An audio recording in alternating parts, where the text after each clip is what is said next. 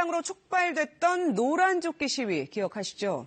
1년여 만에 프랑스가 또다시 혼란에 휩싸였습니다. 이번에는 연금 때문이라는데요. 글로벌 경제 조항리 아나운서와 짚어보겠습니다. 어서 오세요. 안녕하세요. 자, 연금 개혁에 반대하는 노조의 총파업이 열흘째 이어지고 있다고요. 네, 지난 11일 2차 총파업 이후에는 일반 시민들도 가세하면서 시위가 더 확산하는 모양새인데요. 오늘은 프랑스의 연금 개혁이 왜 대규모 시위를 불러일으켰는지 알아보겠습니다. 현재 파리는 말 그대로 교통 지옥입니다. 이번 파업 여파로 파리 지하철 16개 노선 가운데 2개 노선을 제외하고는 모두 멈춰섰고요. 열차의 경우 운행률이 25%에도 못 미치는 수준입니다. Les gens attendaient, puis ils pouvaient pas les prendre, quoi. C'est la panique, quoi. C'est la vraie panique. 이번 파업에 정유 노조도 참여하면서 물류 대란까지 예상되고 있는데요. 학교와 병원, 공공시설 등이 모두 영향을 받고 있습니다. 이번 연금 개편안의 핵심 내용이 어떤 건가요? 프랑스 정부는 기존의 복잡한 연금 체계를 단일화하고 보편적인 제도로 바꾸겠다는 계획인데요. 프랑스 총리의 발언을 직접 들어보시죠. Nous sommes peut-être en désaccord sur certains points, mais l'ambition d'universalité portée par le gouvernement est une ambition de justice sociale. 이번 연금 개편안은 크게 두 가지로 정리할 수 있습니다. 우선 현재 직종별로 달랐던 42개의 퇴직연금 체계를 하나로 통합합니다. 그리고 연금을 일한 만큼 받는 구조로 바꾸는데요. 매달 내는 연금 보험료를 포인트로 쌓는 방식입니다. 연금 체계가 42가지나 됐었군요. 네. 진짜 좀 너무 다양한 게 있었다 싶기는 한데 그거를 이제 하나로 만들고 그리고 많이 받고 싶으면 조금 더 일해라 이런 거군요. 그렇습니다. 현행 제도에서는 연금 책정 기준이 이 직업군에 따라 달라지다 보니 누구는 많이 받고 누군가는 덜 받는 형평성 논란이 있었는데요. 프랑스 정부는 이런 차별을 없애겠다는 입장입니다. 대신 프랑스 정부는 전업으로 일하다 중간에 퇴직한 근로자에게도 연금을 지급하기로 했는데요.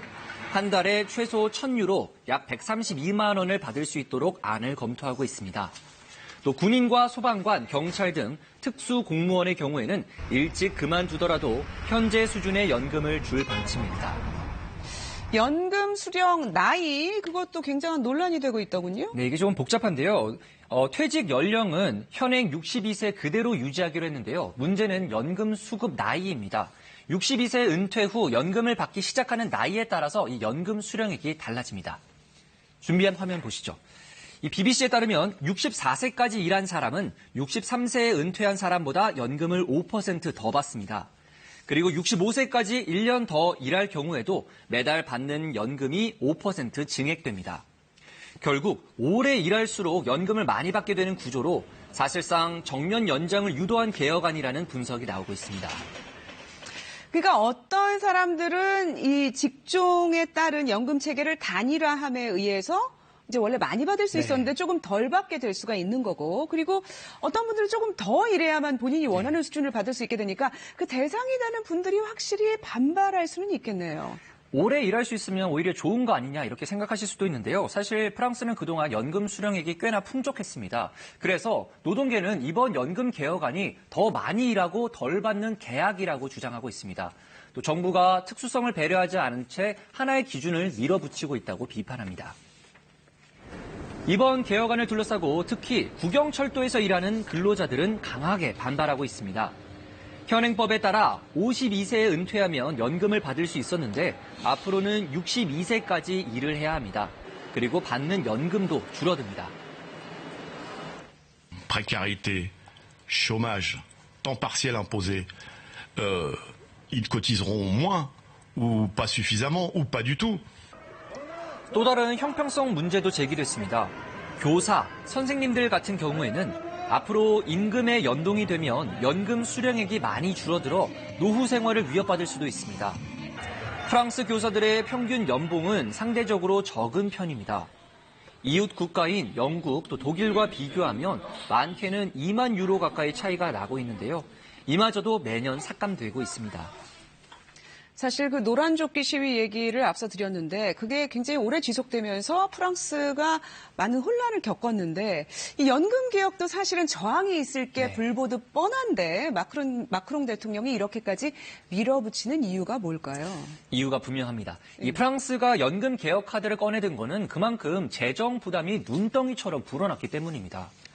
현재 프랑스는 연금으로 인한 재정 적자가 연간 100억 유로, 우리 돈으로 13조 원에 육박합니다. 마크롱 대통령은 노동인구 감소와 고령화 속에 국민 노후 생활 안정을 위해서는 반드시 연금 체계를 손봐야 한다는 태도를 고수하고 있습니다. 다만 새로운 연금 체계는 1975년 이후 출생자부터 적용하겠다고 하는 등 한 발 물러서며 의견 수렴을 거치겠다고 밝혔습니다. 또 재미있는 사실은 이번 연금 개편에 대한 프랑스 내 여론입니다. 한 조사에 따르면 프랑스 국민의 76%가 현행 연금제도의 개편이 필요하다고 응답했는데요. 또 동시에 이번 개편안을 반대하는 국민도 64%에 달했습니다.